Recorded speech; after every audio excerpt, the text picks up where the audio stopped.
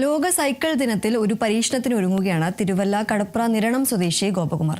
തടിയിൽ നിർമ്മിച്ച സൈക്കിളിലാണ് ഗോപകുമാറിന്റെ ഇത്തവണത്തെ സവാരി. ആരോഗ്യ സംരക്ഷണത്തിനൊപ്പം ലോക സൈക്കിൾ ദിനത്തിന്റെ സന്ദേശം ജനങ്ങളിൽ എത്തിക്കുകയാണ് ലക്ഷ്യമെന്ന് ഗോപകുമാർ കേരള വിഷൻ ന്യൂസിനോട് പറഞ്ഞു.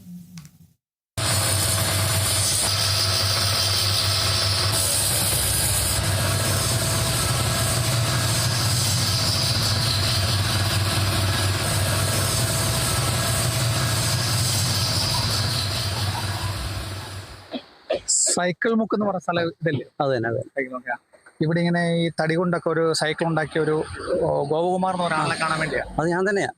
ഇതാ സൈക്കിൾ. ഓ അത് ശരി. എന്നാ നമുക്ക് ഇങ്ങോട്ട് നോക്കാം. ഇത് ചവിട്ടാനൊക്കെ പറ്റുമോ? പിന്നെ ഒന്നല്ലയോ? ഓക്കെ. അങ്ങനെ ഈ തടി ആയതുകൊണ്ട് ഒടിഞ്ഞൊന്നും പോകത്തില്ല.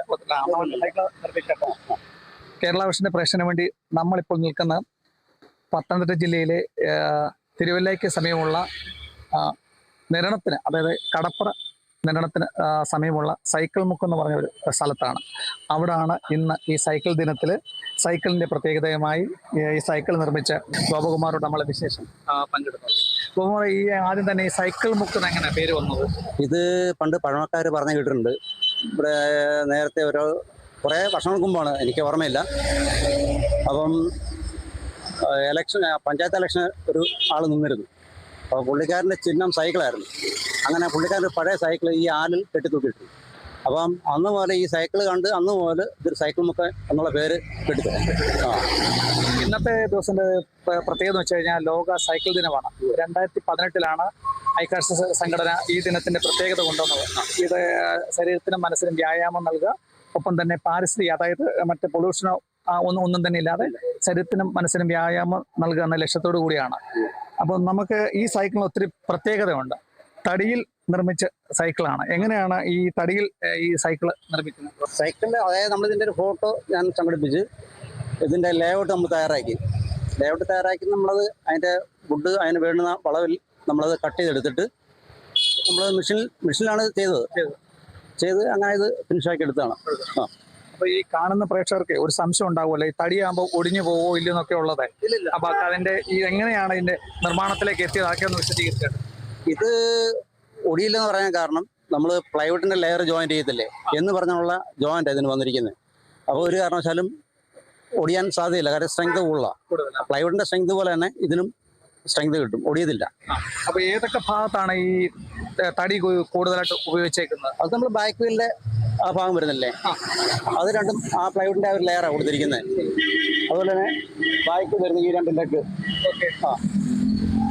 ബാക്കി പിന്നെ അത്യാവശ്യം നമുക്ക് വേണ്ടതെല്ലാം നമ്മുടെ സാധാരണ സൈക്കിളോ അത് ഓൺലൈനിൽ നമ്മൾ അതിന്റെ സാധനങ്ങളെല്ലാം ഞാൻ വാങ്ങിച്ചിട്ട് നമ്മൾ തന്നെ അസംബിൾ ചെയ്തെടുക്കുക. എത്ര സമയം വരെ എടുത്തു ഒരു സൈക്കിൾ പൂർത്തിയാകാൻ? ഇത് ഞാൻ 5 ദിവസം, മാക്സിമം 5 ദിവസം. 5 ദിവസം കൊണ്ട് ഫിനിഷ് ചെയ്തു. അപ്പൊ ആദ്യമായി ഇത് ആരെങ്കിലും അറിഞ്ഞതിന്റെ ഓർഡറോ മറ്റോ വല്ലതും വന്നിട്ടുണ്ടോ ഇതുവരെ? എനിക്ക് നിലവിൽ 3 എണ്ണം കിടപ്പുണ്ട്, ഓർഡർ കിടപ്പുണ്ട് ചെയ്യാനായിട്ട്. ഇതിപ്പോ ഞാൻ ഡെമോ ആയിട്ട് വെച്ചിരിക്കുന്ന ഒരെണ്ണം, ഒരു പാർട്ടി വന്നാൽ നമുക്ക് അവരെ കാണിക്കാൻ വേണ്ടിയിട്ട് ഡെമോ വെച്ചിരിക്കുന്നത്. ഗോപകുമാർ ഈ പരമ്പരാഗത വിശ്വകർമ്മ സമുദായത്തില് ഈ ഇതുമായിട്ട് ഈ തടിപ്പണിയുമായിട്ടൊക്കെ നിർമ്മിക്കുന്ന ഒരു ഇതായിട്ടാണ് സമുദായമായിട്ടാണ് അറിയുന്നത്. അപ്പൊ ഞങ്ങൾ ഇവിടെ ജംഗ്ഷന് വന്നപ്പോഴേ അച്ഛൻ ഇങ്ങനെ പണ്ട് വർഷങ്ങൾക്ക് മുമ്പ് ഇങ്ങനെ കാർ ഉണ്ടാക്കി, അത് ഓർമ്മയുണ്ടായില്ല? എനിക്ക് ഓർമ്മയില്ല, അത് ഞാൻ പറഞ്ഞു കേട്ടുള്ള ഓർമ്മയുള്ളൂ. കാരണം വർഷങ്ങൾക്ക് മുമ്പാണ്. അപ്പം അച്ഛൻ ചെറുപ്പത്തിൽ ചെയ്തത്. അന്ന് ഈ പറഞ്ഞ പോലെ നമ്മൾ ഈ സൈക്കിളിന്റെ ഒരു മെക്കാനിസം അതിനകത്ത് കൊടുത്തിരിക്കുന്നത്. അതായത് വീലുകളൊക്കെ വരയ്ക്കാൻ വേണ്ടി ഈ ചേനൽ സൈക്കിളിന്റെ ഒരു മെത്തേഡാണ് ഒരു പുള്ളിക്കാരൻ അത് യൂസ് ചെയ്തത്. അപ്പം ശരിക്കും കാറിന്റെ ഒരു മോഡൽ ഉണ്ടാക്കിയിട്ട് അതൊരു ചവിട്ടുമ്പോഴത്തേക്ക് സ്റ്റിയറിംഗും എല്ലാം സെറ്റ് ചെയ്തിട്ടുണ്ട്.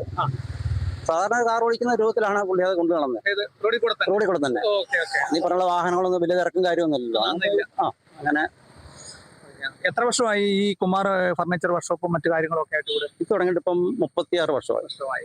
ഈ എന്തൊക്കെ മേഖലകളിലായി ഈ കാർപ്പൻട്രിയിൽ എന്തൊക്കെ മേഖല? ഞങ്ങൾ ഇന്റീരിയർ വർക്കാണ് ഏറ്റവും കൂടുതൽ ചെയ്യുന്നത്. അതായത് വീടുകളിലേക്ക് വേണ്ടുന്ന കിച്ചൺ, ബെഡ്റൂം, അങ്ങനെയുള്ള കംപ്ലീറ്റ് ഫർണിച്ചറും ഈ ഇന്റീരിയർ വർക്കാണ് നമ്മൾ ചെയ്യുന്നത്. ഇത് ഞാൻ ടൈം കണ്ട് ചെയ്യുന്ന പണികളാണ്, ഇങ്ങനെയുള്ള പണികൾ. നമ്മള് മറ്റു ചെറിയ ചെറിയ മോഡലൊക്കെ കണ്ടുണ്ടല്ലോ, അതൊക്കെ എന്തൊക്കെയാണ്?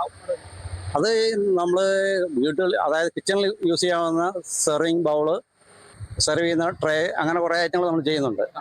അത് ഞാൻ ഈ ഓൺലൈനിൽ ഒരു ആള് എനിക്ക് ഓർഡർ സ്ഥിരമായിട്ട് തരുന്നുണ്ട്, അവർക്ക് ഞാൻ സപ്ലൈ ചെയ്യുന്നുണ്ട്.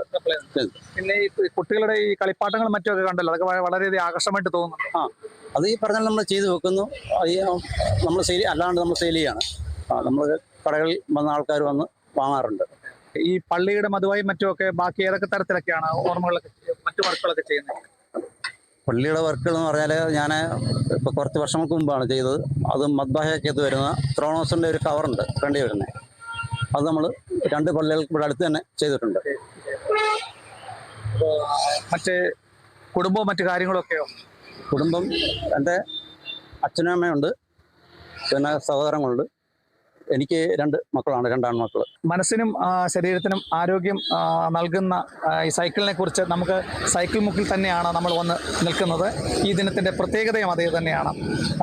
ഗോപകുമാർ എന്ന ഈ കലാപ്രതിഭ തടി കൊണ്ടാണ് ഈ സൈക്കിൾ നിർമ്മിച്ചിട്ടുള്ളത്.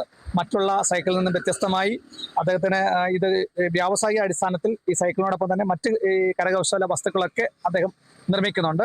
അത് പരിസ്ഥിതിക്കും പ്രകൃതിക്കും കോട്ടം തട്ടാതെ ശരീരത്തിനും മനസ്സിനും ഉന്മേഷവും ആരോഗ്യപ്രദാനം ചെയ്യുന്ന ഒരു സമൂഹത്തെ വാർത്തെടുക്കാനാണ് ഈ ദിനത്തിൽ സൈക്കിളുമായി ഗോപകുമാർ മുന്നോട്ട് പോകുന്നത്. കേരള വിഷൻ ന്യൂസിന് വേണ്ടി ക്യാമറമാൻ പ്രദീപ് അങ്ങാടിക്കലിനൊപ്പം പ്രസാദ് MJ, പത്തനംതിട്ട.